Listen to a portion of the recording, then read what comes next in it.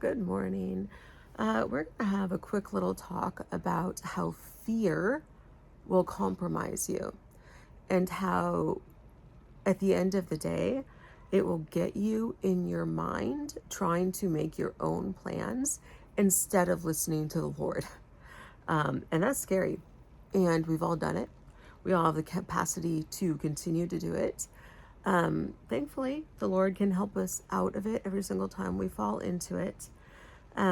Both times that Peter was rebuked, here I'm gonna write down, or I'm gonna read what I wrote, and then we'll talk about it. Both times Peter was rebuked, it was because his actions were driven by fear. With Jesus, Peter had fear that things would not go according to the plan Peter had concocted in his own mind. His faith that Jesus had a path to follow, that God had designed and revealed to Jesus, was replaced with fear of what turned out to be God's plan. He was afraid of God's plan. So Jesus is like, I'm going to go and they're going to take me and I'm going to die. And he's completely forgetting that he is the Lord. And if he says it, he doesn't need to be rebuked. There's a plan, I think, and this is not, there's not a Bible verse to support this. This is my own opinion, that Peter got really caught up in his head.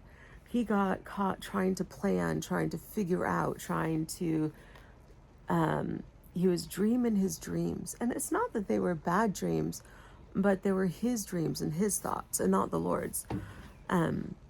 That he thought that we're just going to go and Jesus is going to rule and reign. We're going to out from under the Romans.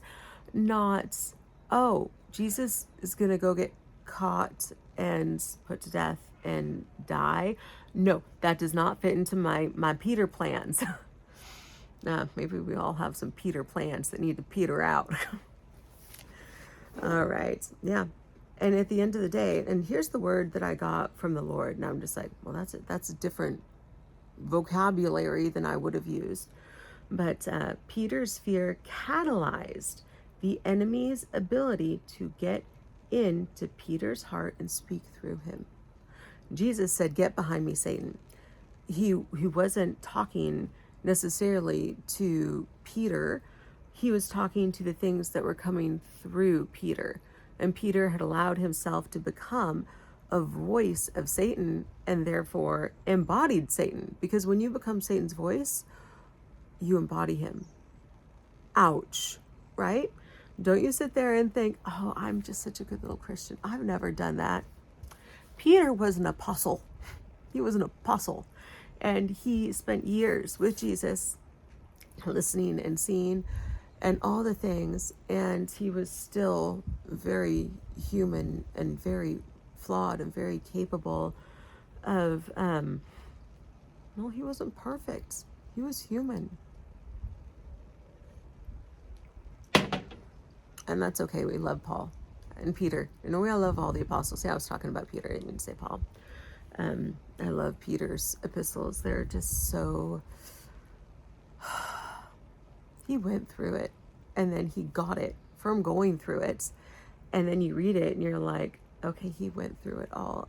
And this is the beauty and truth on the other side of it. So, and you know what? Each book probably would only take 10 or 15 minutes to read. They're really, really short, but there's so much gold in there. All right.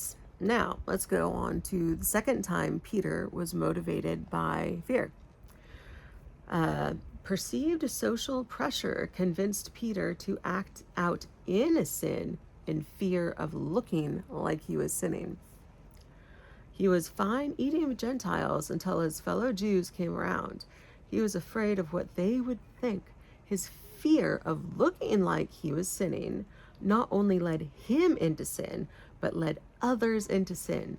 His hypocrisy was a contagious poison that poisoned the hearts of those around him. Sin spread like a fire because of fear. Fear is the catalyst for the devil to be able to speak through you, for compromise to get in you. Now, I'm not going to go and get those verses out and read it to you because you can do that yourself. And this is supposed to be this is going to be a short little video.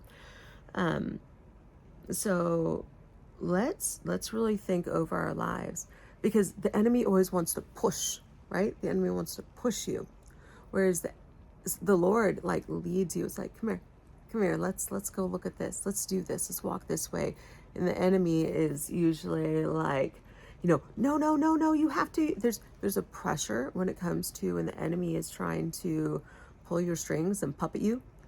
There's enough meat puppets on the earth of Satan. We need to cut those strings, right? Let's get delivered. So I want you to really think about how the Lord is always telling us, be strong and courageous. Don't fear, don't fear, don't fear, don't fear, don't fear. And what do? We fear. I'm going to go in the next video and talk about how to build a beautiful foundation of faith so that we don't go into fear. All right. Love you. Bye.